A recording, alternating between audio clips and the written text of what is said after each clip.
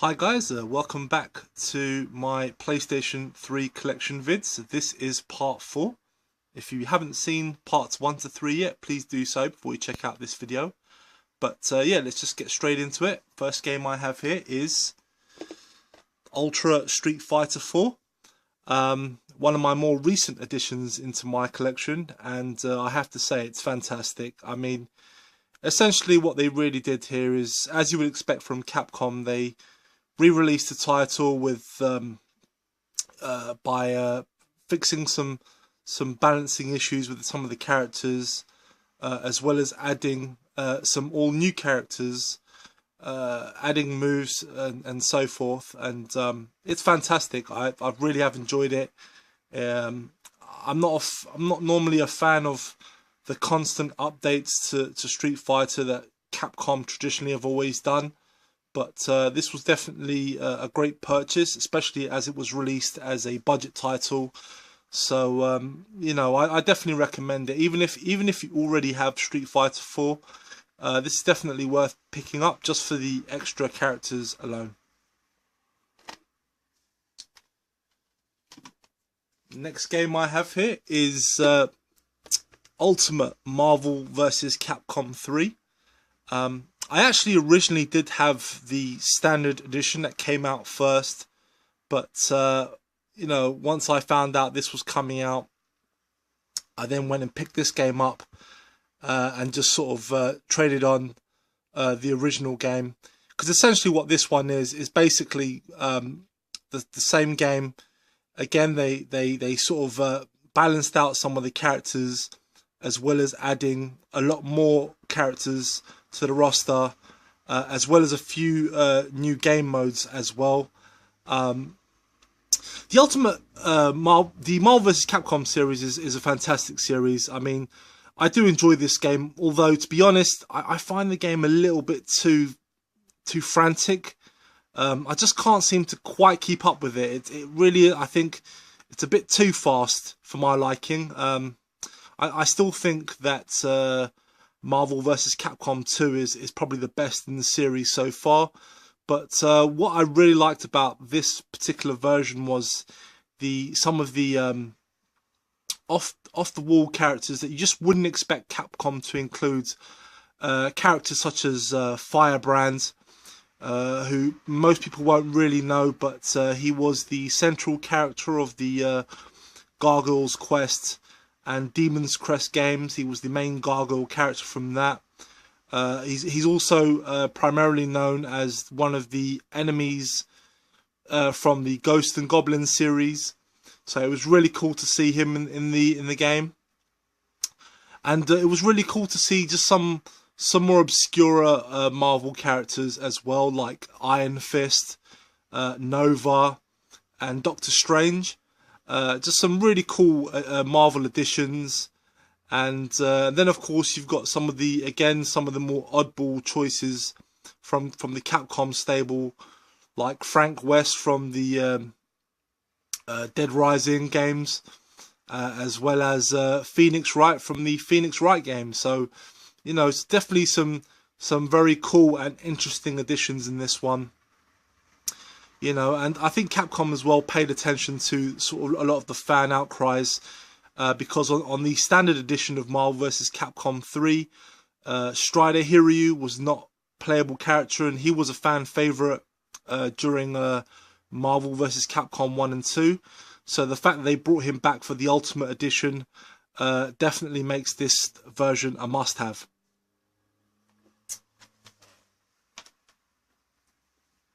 And also, I should also show you this. This was actually the Marvel vs. Capcom 3 steelbook that I actually got with my original, with the standard edition of Marvel vs. Capcom 3, which just sort of came separate from the game itself. The game came in a regular standard plastic case, and this was sort of the extra, which I just decided to keep because I really liked it. Very, very nice. You can just sort of make it out here. It's got really nice artwork, so yeah, glad to keep this as well. Next fighter I have here is Battle Fantasia. This is a really cool game from Arc System Works. Very cool fantasy epic style game, 2D fighter. But what makes this game stand out from the more traditional fighting games from Arc System Works was the fact they actually rendered the characters in 3D. So it is very much a departure from what you would expect from Arc System Works, who are very much known for their more hand-drawn 2D style to their games. And this, I guess, was their sort of experiment with 3D models, and it works really well. It looks beautiful. It plays great. But unfortunately, this game just tended to get overlooked by a lot of other fighters. But I definitely think this game is worth checking out. There's very much a sort of you could say like they were trying to make a sort of love letter to the RPG genre. A lot of the characters in this game kind of they kind of take their cues from sort of a lot of the RPG games from Japan, and there's a really cool aspect to the game when you hit characters. You can see their hit points being deducted, which I thought was a nice little touch to the game. I definitely recommend this one. It's got a lot of charm to it. The characters all look really interesting, and it's fun to play. So definitely recommend Battle Fantasia. Next one I have here is Seiya Sanctuary Battle. This is actually more in line with the Dynasty Warriors type of game, and I'm actually quite a fan of the Saint Seiya license. I have two fighting games for the PlayStation 2, which are quite fun. I have to be said, they're 3D fighters. They're quite fun, but this one plays very much like Dynasty Warriors. It follows the storyline from the anime. But I have to say though, I don't really enjoy this game as much as I thought I would, and that's primarily for the controls. The gameplay is very loose. The controls aren't very tight at all. It's very loose. It just, I don't know, it just doesn't feel right to me. I think I kind of prefer my scrolling fighters to feel a little bit more weighty. You want to feel the weight of each hit. This game doesn't really do that. It does look very nice though. Graphically, it's really nice. But I guess I just wish there was a bit more to this game. It's an okay game, but I definitely don't think it's as good as some of the other licensed Dynasty Warrior type clone games.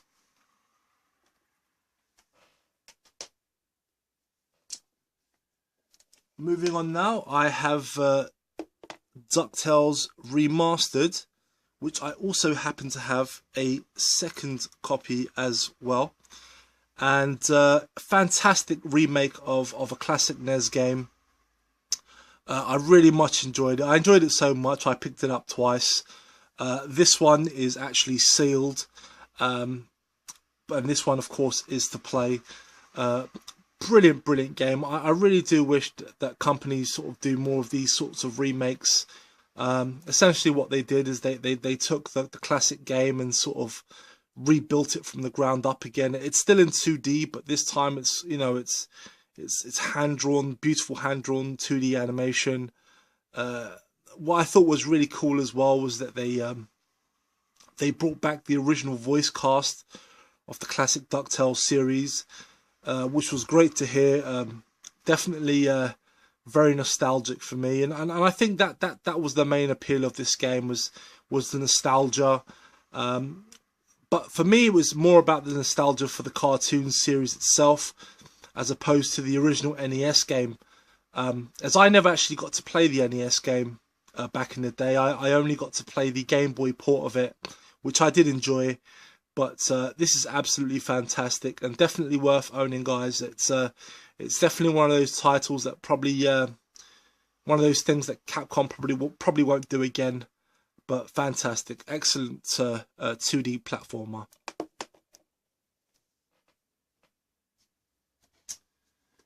And the next games I've got here are the Uncharted series. Got here 1, 2, and 3. See if I could just about fit them in. Yeah, fantastic games. Absolutely loved them. Definitely a reason to own the PlayStation 3. Definitely my sorts of games, action adventure type games. I mean, the first game in the series here, Drake's Fortune, was an excellent game. Definitely sort of improved upon the what the Tomb Raider franchise sort of first built up. It just took it to another level. The second game, Among Thieves, was just a massive step up in quality, and definitely a fantastic game that kind of set the standard really. And the third game here, Uncharted 3: Drake's Deception, definitely had a lot to live up to after the fantastic second game, but it surely did. I mean, for a long time now, Uncharted 2 was actually my favourite in the series, but I recently managed to play all 3 games again. I sort of played them all back to back, and after doing so, I have to admit I've gained a new appreciation for Uncharted 3. I think it really is a fantastic game, some awesome set pieces, really cool storyline. I really liked what they did with the game, and the locations that they sent you to was fantastic. So, I mean, all three games are great, definite must-haves, and I definitely look forward to Uncharted 4 when it finally comes out on the PS4.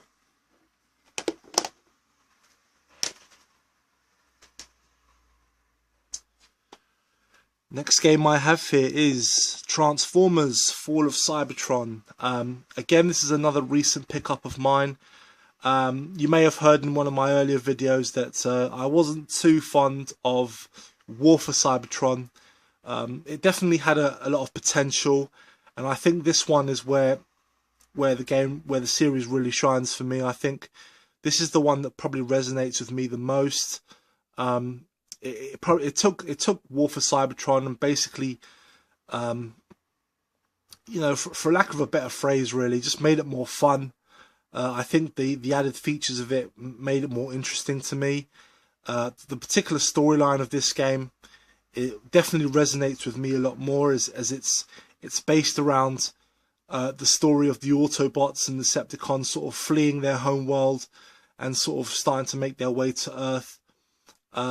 Which was just around was around the time where the original 80s cartoon started off. So yeah, really happy to get this game. It is a lot of fun. I've so far played only a few missions, but I really have enjoyed it, and I look forward to playing the rest of the game.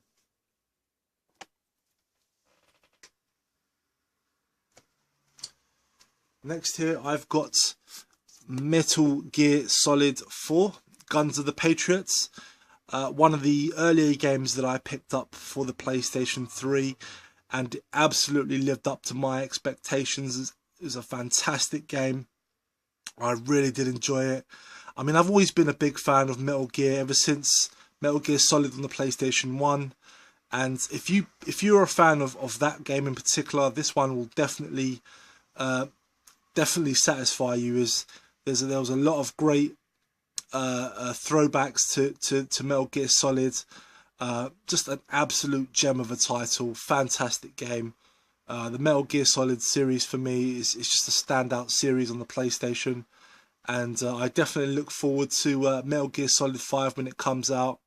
I still haven't played Metal Gear Ground Zeroes. The fact that it's so short just sort of really put me off from getting it. I will be picking it up at some point, hopefully when it makes a dramatic drop in price. I will definitely pick it up at some point, but I'm definitely looking forward to Metal Gear Solid 5. And of course, as you would expect, as I'm a fan of the Metal Gear series, I have the Metal Gear Solid Legacy Collection. This is basically one big collection of all the Metal Gear games really to date. I mean, you've got the original Metal Gear Solid that was on the PS1. That's a downloadable though. You also have Metal Gear Solid 2, Sons of Liberty, MGS3 Snake Eater. Of course, you've got MGS4 as well. Also, that's on here. You've got Metal Gear Solid Peace Walker, which originally was only available on the PSP.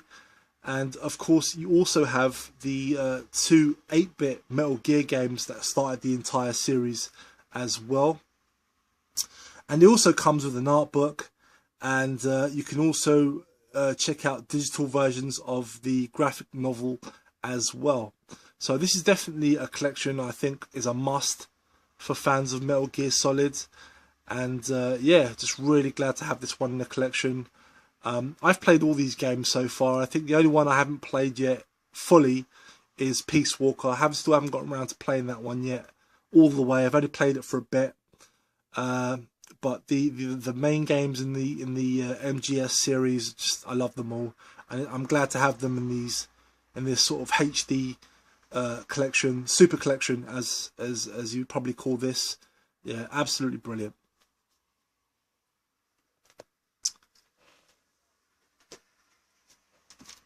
And finally, I have 3 import PS3 titles. Oops, let's pick this up here.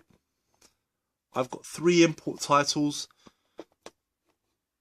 Awesome games that I think should have been given a physical release here in the West. Unfortunately, all 3 of these titles were only released digitally over here.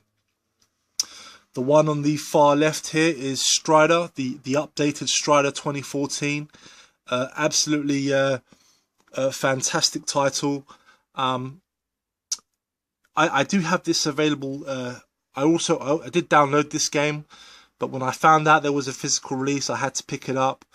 What's awesome about this edition as well is you can actually, when you buy this version, you get free DLC of the original Strider arcade game, as well as Strider 2, which was available on the PlayStation 1. As well as some other extras. It's really fantastic, and this is definitely import friendly, as the game itself does play in English. So yeah, this was definitely a fantastic addition.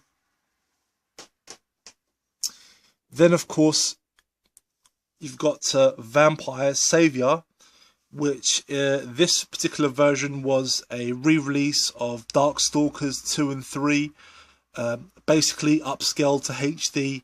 It's fantastic, one of my favourite 2D fighters from Capcom. It's a shame that Capcom haven't really gotten around to making a brand new game in the series. And it's also a shame that this was only released digitally, as it's fantastic. This is definitely worth hunting down, guys. If you like 2D fighters, the Darkstalkers series is definitely some games you should check out. And finally, we've got Dungeons and Dragons.